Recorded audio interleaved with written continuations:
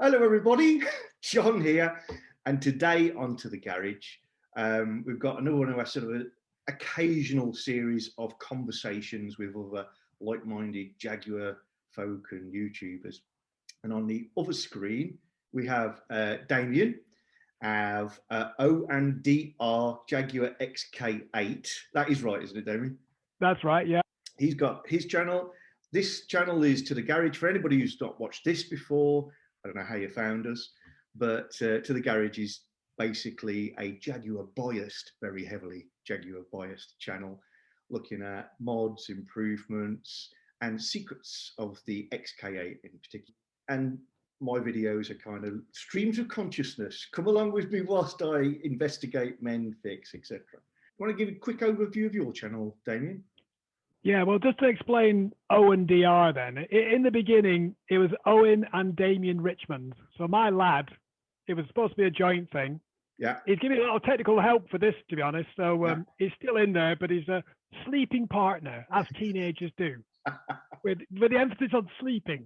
Fantastic. But it's quite good for the technical input. You know, like these kids, 15-year-old, know everything. Yeah, well, he's quite happy to tell me. We've set ourselves, in a previous conversation, a sort of 2 post-it note challenge. We've asked ourselves 2 questions and said, let's come up with 3 answers each on those. We don't know what the other one's written. We kind of suspect there's going to be some collision because I think we think the same way. And our 2 questions for today are, what would be our top tips for the first time X100 buyer, somebody who's not had one before? And the other one, which sounds a bit scary, if our X100s were written off, touch wood, everything, what are the 3 things that we'd kind of actively look for in our new car that would be different? And we also said we pick what model year that might be. Yeah, I've got that. And really struggled, Damian. I think we picked a really interesting but tough pair of questions. So our top tips for a first-time buyer. I give my first one first. You can tell straight away if it's a clash. I suspect it will be. Go on. I would say that if you only looked at one thing, I would say buy the car based on bodywork. The condition of the bodywork is by far the most important thing with an X100, in my opinion. And even if it's, if it's a cheaper one out there or it's a dearer one or the colour's right, I would say, if you'd never had one of these before, go and get one that's nice from a bodywork point of view, because there's a world of pain to be had by having one that's wrong. Have you got the same one on there, Damian? Well, it's sort of the same, sort of, like you say, you can tell if it's a nice car straight away, just by the look at it. So my first one is Hidden Rust. Obviously, I've done a video on that one. Absolutely. And it's more because, to be honest, a lot of them look nice. Yeah. A lot of them look nice. Yeah. And it's a big issue because outside, I mean, I know Jaguar is famous for multi-layers of paint. The paint is so thick. Absolutely amazing. I know previously my company I used to work for made the body panels. Yeah. And it wasn't until we started making panels for Nissan, people started worrying about the blemishes on the panel. There was that much paint, it covered everything. Yeah. Yeah. So the rust on the outside isn't really an issue, but it's the rust underneath. Yeah. Because to be honest, all XK8s are rough underneath, except Absolutely. enthusiast ones. It's so my first one is Hidden Rust. So it's behind the front cross member, behind the rear cross member, support bracket.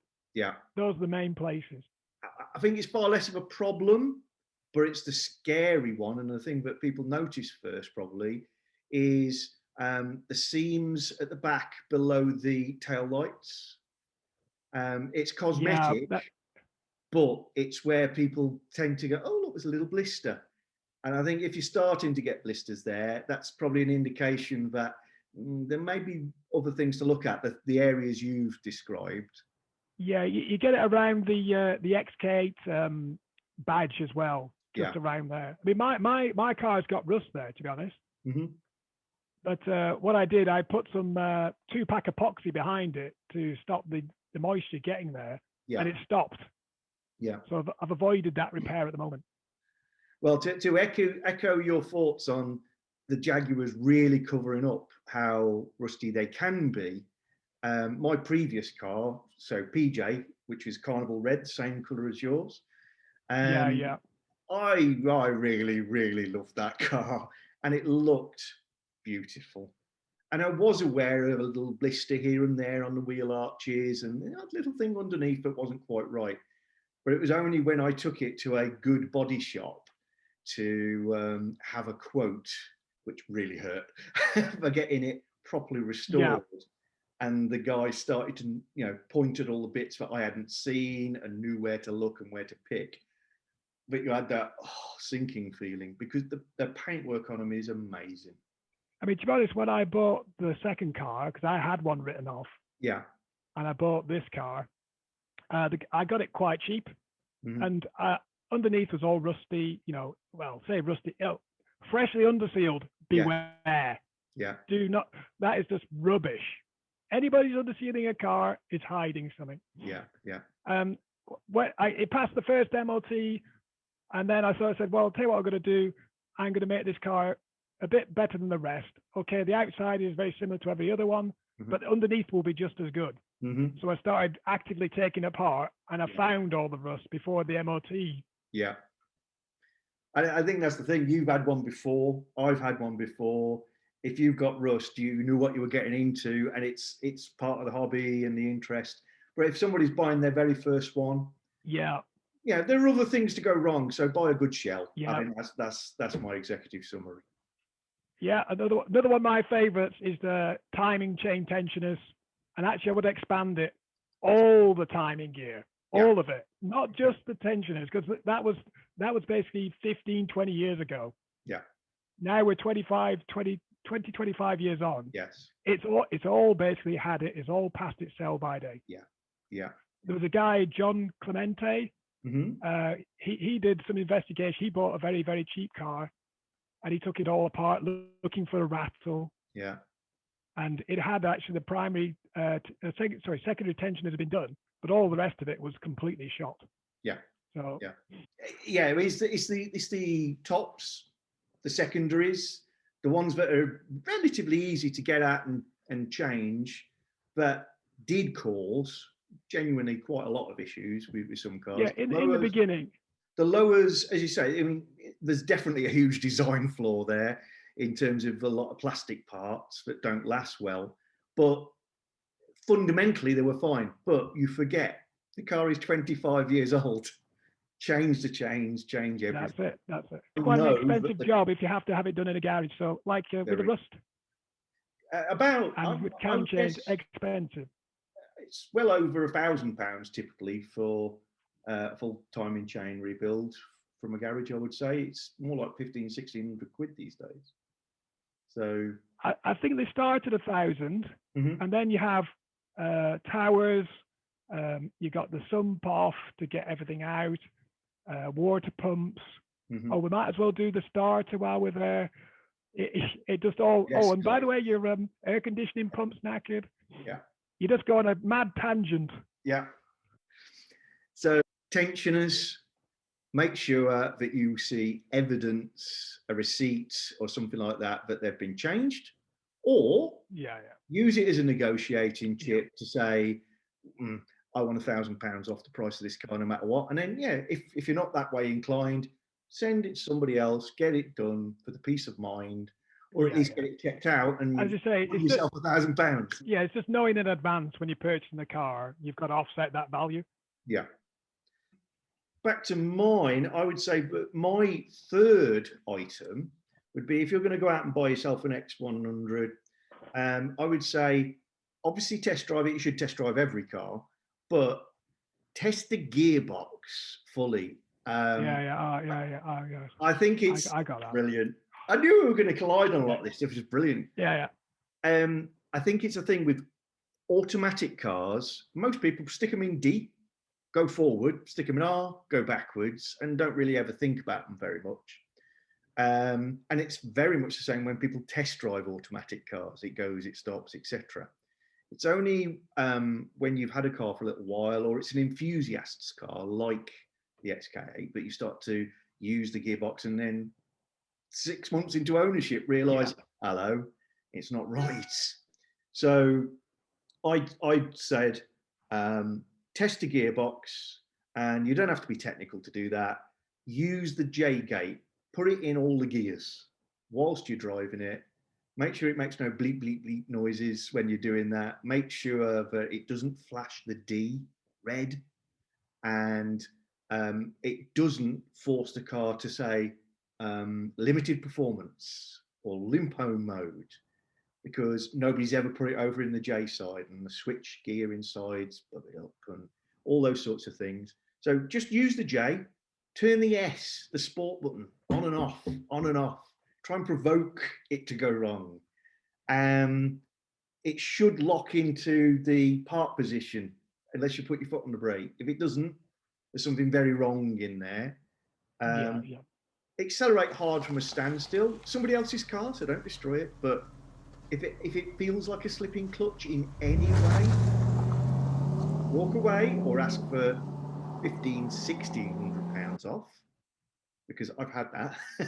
And that's a drum split and stripping and slipping. So, buy the car if it's perfect bodywork, but that's £1,600 off the price. And just where it doesn't clonk. But that could be a lot of other things as well. But if the gearbox is nice, I think there's not a lot else is going to worry you beyond what we've just talked about. I had transmission as well. There's only 3 really, but if you're looking at an XK8, a phrase I'm trying to coin is best. Yeah. Body, engine, suspension, transmission. So bodywork and underneath. Yeah. You got the engine, the cam chain tensioners, and towers, that sort of thing, hoses. Suspension is the one that we haven't put together. Yeah. Obviously, that's my extra one. So if you got any knocks or rattles, it can get very, very expensive, because a lot of it you can't get out without dropping all the suspension. Yeah. Particularly on the rear. Mm-hmm. The rear. Yeah. CV joints, so the constant velocity joints in the back there. Mm-hmm. The diff, suspension, especially with cats, dampers. They're quite expensive. I've got cat's dampers on mine, to be honest. Mm-hmm. And before I actually rebuilt all the suspension, it was rock hard. Yeah. And having rebuilt it, it's actually quite supple now. And I think it works. There's no way of knowing if it works or not. Can't tell any difference. Brilliant. Well, again, I totally agree with you on PJ, my first car, and it was the first XK8 I'd ever owned and done any distance in, and I thought it was quite firm, quite sharp. I had an outing in it one day, and I heard a big bang come from the front, and the steering went a little bit vague, so I pulled over. And quick investigation inside the front left wheel arch, one leg of the top wishbone had broken, actually snapped through. I thought, how has that happened? Nothing's thrown up from underneath.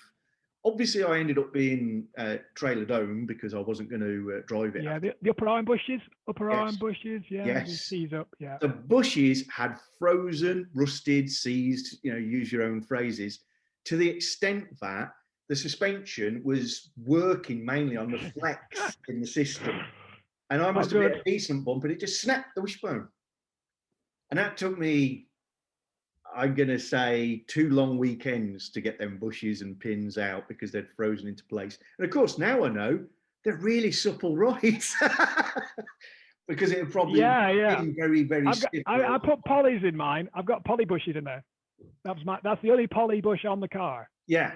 Well, I must admit, I like the idea of doing the poly bushes, mainly because they're so much easier to fit. I think the car has got such good suspension. I think it can wear poly bushes without giving it that harsh track car feel. So possibly. Poly bushes maybe in the future for me, Yeah, I mean, for me, talking about the front suspension, where the cost adds up. I mean, here you go. So I drop the front suspension down. It's nice, all one unit. Take the brakes off, drop it down, one unit. If you can get all the bolts out, all the bolts will be rusted up. Yeah. You know, I spent 2 weeks trying to get them out, yeah. and actually just drilled them out in the end in quarter of an hour. You know, but you're trying to be gentle with your little baby, aren't you? Yeah, yeah, exactly. I dropped it all down, and what turned out to be rusting behind the wheel arch, rusting behind there, turned out to be all the suspension bushes, the hydraulic engine mount, the cross member mount, the datum pin for the car that started falling away. I mean, that's the thing you got to watch. That rust behind the front cross member. Yeah. Just to the left of that, going rearwards in the car, is the main datum for the car on the left-hand side. Yes. And that literally was a point where I'm going to lose my datum. I thought, well, if that's gone, you know, the whole thing could be crapping or anything. I mean, they can weld anything, but when you put it back together, is it ever going to go in a straight line ever again? Is it all lined up correctly? Yeah. If you want a tip for probably the least stressful X100 experience, then if you can afford it by 2002 or 2003, which is a bit of a jump up to the 4.2 engine, it doesn't bother me, those sorts of things, because I know the car. But if you've never had one before, then 2002 onwards gets some of the timing chain things, as we talked about before, sorted, upgraded, water pumps, just a little bit more security, if you like. And the 4.2 engine cars have essentially got a lot of tweaks and mods, so more bulletproof. But they do have a lot of emissions gear on them that I don't like. Yeah, that's what I was going to say, because you got a balance between, you got complexity is up, you know, refinement, handling power is up. Yes. But, you know, complexity is not good on these cars. I mean, you've got all that arts, you know, the passenger sensing. Oh my God, that's just asking for problems. So I think that's given a decent coverage of some good tips for a new X100 buyer. I think I'd like to wrap this section off by saying, though, they are not complete disaster zones, these cars. We're sharing our experience of kind of the worst things to look for. But what I would say is go in with your eyes open. Yeah. They're lovely, beautiful cars to drive, you know, but there's so much support. You're out doing the videos. There's loads and loads of books out there, which I'm doing a bit about at the moment. Yeah. You know, there's no excuse for picking up a rough one. Yeah. No excuse at all, unless it's for pennies. No, it's the cost. Yeah. Cost goes up, you should be left less trouble. Absolutely. Yeah, if you buy one for 2-3 grand, you know, you're going to spend a lot of money. Yeah, we'd all like to watch the videos, is what I say. So, they are great cars. We're certainly not knocking our favourites, because they are our favourites. But yeah, go in with your eyes open, as Damian said. I think that's good advice. Okay, so now the bad news is our cars have been written off again in Damian's case. So we said we'd come up with 3 things we'd change, or spec changes, or look for, you know, what would be different. 3 elements. Do you want to go first on this one, Damian? Yeah. Color. I think first thing is a different color. I've had 2 red ones. 2 Carnival red. Metallic red. I've Carnival red. And okay. If I was getting another one, I wouldn't want another red one.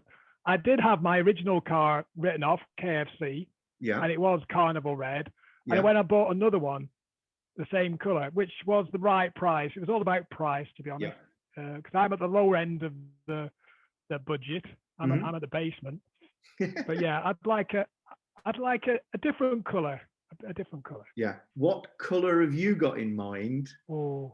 If you were going to have to pick the next one, not on what you see, but as in, I'm going to write it down and go look for it. What would be the color you'd go for? Well, I've already got red. Phoenix red. Phoenix red. Good choice. I like red cars. Phoenix red. I think. But unfortunately, you see, at my price band, Phoenix red was not available. No, it's just out of reach. And I think most of the Phoenix red cars I've seen have been XKRs. Yeah, well, basically, it was only available on XKRs. Ah, there you go. Until about I think it's I'm doing research on that at the moment. I think it's about 2002. Mm-hmm. You know, it's in the Haynes book. Yeah. I've had a good read of that. That's great. That's another video. And what about interior? Very, very expensive. But what colour interior would you go for? Well, I love my black sport cloth interior. I really love that. Yeah. In my original car, I love that. But then when I was reading all the specs, that is actually the cheapest car. I know. That's the lowest level of spec. Don't care. You don't get retracting mirrors. No. with the cloth sport, with leather sport, you do. In a cabriolet, having a cloth on the base of your bottom is an advantage. Yes, it's going to be. If you live somewhere hot. Yeah. So I'd actually got down as my top change would be a colour change. Not because I don't like what I've got. I had a Carnival red car like yourself. Loved it. Yeah. Would have stuck with that car if it wasn't been for its issues. I was eased into the new car, lured by the colour change this time because it's aquamarine mica for those who've never seen Purdy. It's a lovely colour. It is, and it's one of the more rare, more unusual colours. You don't see so many. So for all those reasons, love it, fabulous. But I got a bit of a hankering for amaranth. Amaranth.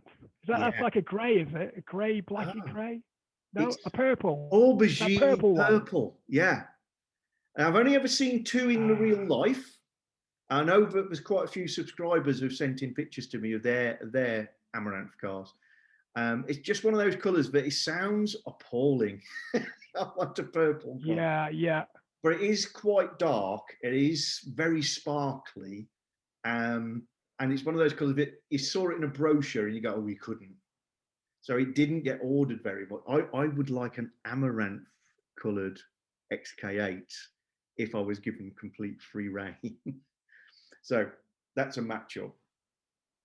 And I also wrote down I'd have an ivory interior, but I would like cloth, and I don't think I'm going to be able to get one. No. They stopped it as well, I think. They stopped it. Nobody's buying it. No. So I'll go with my next one. I put that I would like the R Performance Pack. So yeah. I know where you're going to go with this. The finicky wheels. So the R Performance well, I've got that down as number 2. Yeah, that's number 2 for me. Yeah, not BBS alloys. Not BBS. So I've put in the R Performance Pack, which for those of you not yet familiar, would give me the cat suspension, which Damian said is not necessarily a good thing to have extra complexity, but I'm beyond that now. Would give me the Brembo. Yeah, our performance is different because that is just a beautiful idea. It's a superb idea. It's lowered 10 millimeters lower. Yeah. You've got thicker anti-roll bars. Yeah. You've got specially tuned steering. Yeah. It's just little refinements. Yeah. It's not radical. No. Not radical. No.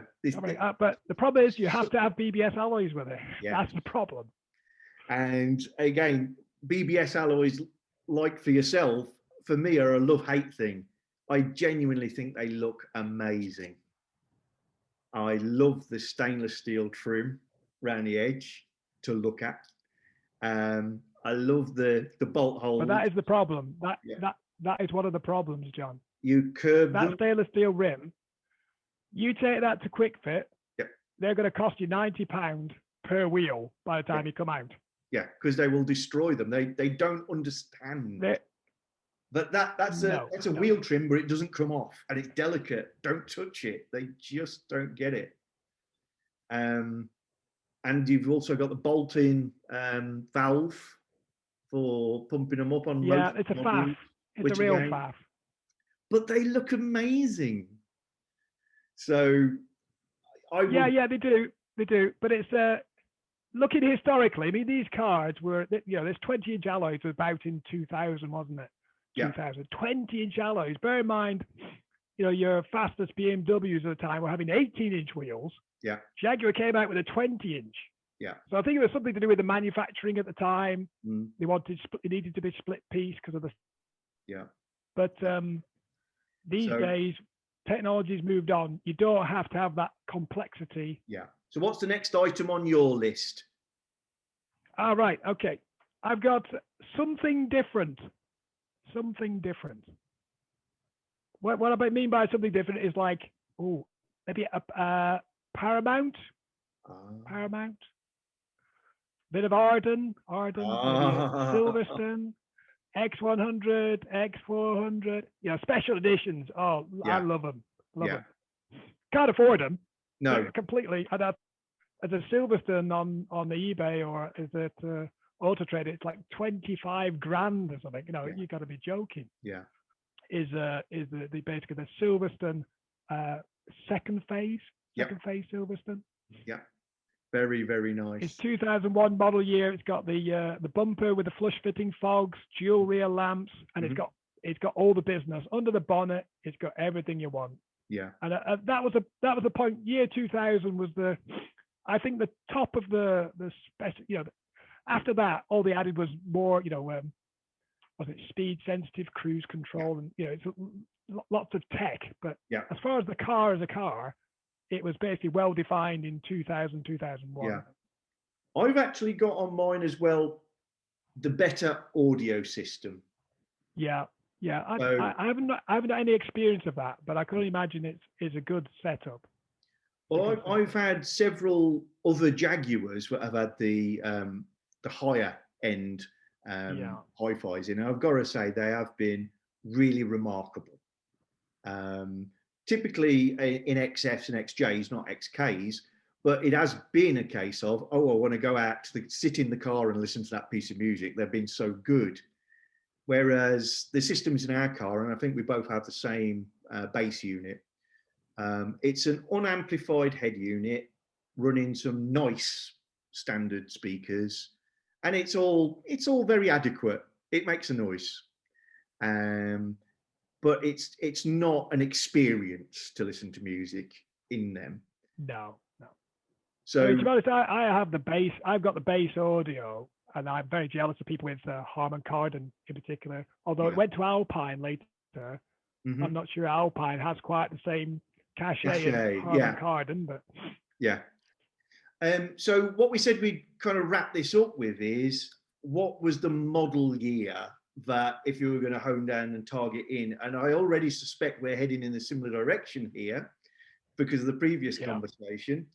But again, if you go first, Damian, what would be your target perfect model year? Obviously, I've done the model year video, so I've studied this in detail. And the one thing that stuck out for me in the year 2000, model year 2000, June 1999, brake booster and 325mm disco standard. Well, there you go. Sold. And there's also some body stiffening. I think at that point, all those little things that you've talked about in the videos, the little, you know, the brakes being a little bit soft, the cabriolet being a bit more floppy, the chassis not being a bit floppy. It's all been addressed. All they got side bracing in and stuff. Yeah, I think that's what I was saying before. 2000, 2001 is where the gestation of the vehicle's just hitting a peak. After that, it's all frills. It's all frills, to be honest. Not that they're not bad. They're good frills. They're good frills, but. I already shared with you via an email, as you know, but I really found this one difficult, and I found myself arguing with myself hugely. Right. Okay. So I've got a 1996 car. Yeah. And I actually targeted that. I wanted Yeah. As early as I could get. And I've really enjoyed that and am really enjoying it. But if I'm going to have a change, I'm going to have a model year 2000 that has still got the original Mark 1 nose. I have a huge preference for the recessed fog lights and the more delicate nose on the car. I think that's where you got 2000. Delicate. Model year 2000 is the edge of that, is the end of that shape. Then after that, you've got flush fogs, arts, airbags in the seats, airbags everywhere else. That's all going to fail, by the way. You know, what I was going to say about this model year was something that Gary pointed out was the in his XK8 Bible, which I think we ought to mention. Yes. Is the quantity of those final cars is quite low. Yeah. There's only 4,000, I think 2005, 6 model years actually made at the factory. When you look at it, the rarity is a bit of okay. Yeah. And okay, everything now, obviously you got a car that's 10 years older than the newer one. Yeah. But in 10, 20 years time, they're all going to be old, aren't they? You know, what 10 years when when something's 40 years old. I'm really pleased we've sort of agreed on that golden goose of a car, because again, I could have gone either end of the spectrum for different reasons, but there is a problem, John. There is a problem in that you're not going to be able to afford one now because everybody's going to buy that model. Damn. You've just put the price. You've just put the price up. One thing that makes me laugh is you see these cars advertised, and X100 or 100 edition. Yeah. Some of those special editions are still hidden in the marketplace. Yes. Now an X100, I believe, is the same as a Silverstone. Yeah. All but name. Yeah. So there's those hidden gems out. They're probably not hidden now, but I'm not sure they got the steering, but they got the BBS alloys. They've got the brakes, and I think they've got the suspension pack. But I'm going to try and do a bit of research on that. We've got to be careful we don't demystify this too much. So listen, these are terrible, terrible cars. You should never ever buy them. No. Damian. Not till I bought mine. Yeah. So we're going to wrap this up now, folks. Okay. First thing I'd just like to say is if you're interested in Jaguar's X100s, then it's still worth you getting hold of a copy of Gary Van ReMortels. I'm always worrying if I'm saying his name wrong. Sorry, Gary. XK8 Bible.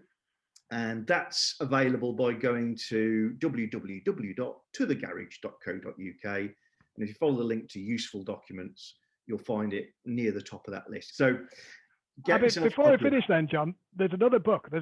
Yeah, sure. Value for money. I know, I don't get any money out of this book. This book by Nigel Thorley, he's just a genius. Yeah. He's a Jaguar genius. And he's written this book. If you're going to buy one for the sake of £15 or something, either £10, this basically is a focused book about buying one. Yeah. You know, if you buy an XK8, like I did, an idiot, without buying this book, you're either very keen. Yeah, you're an idiot. Yeah. You're very keen on doing work on cars. This will save you a lot of money. Yeah. And I've got a copy of that as well, and can absolutely back that up. It's a really good, nice, straightforward, well-written guide to all the and there seems to be still plenty of them around. There's some of these books. You know, I've just bought that Haynes, Nigel Thorley's You and Yours XK. I think it was like £80 or something. Yeah. But it's worth every penny, to be honest. But for what I like about, you know, history and model years and that sort of stuff, it's right up my alley. Yeah. But it does emphasise Nigel Thorley. What a guy. Please consider subscribing to the garage. You know, do the normal stuff, press the little red subscribe thing and do the thumbs up and the little bell icon and all that sort of good stuff. It helps out the channel. And Damian, I'm sure, would like to do the same. So where should they subscribe to, Damian? O&D R Jaguar XK8. And it's the and symbol rather than and.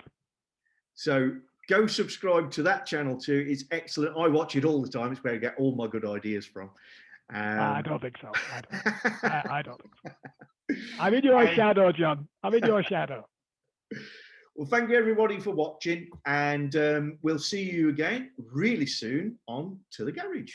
Bye. Bye.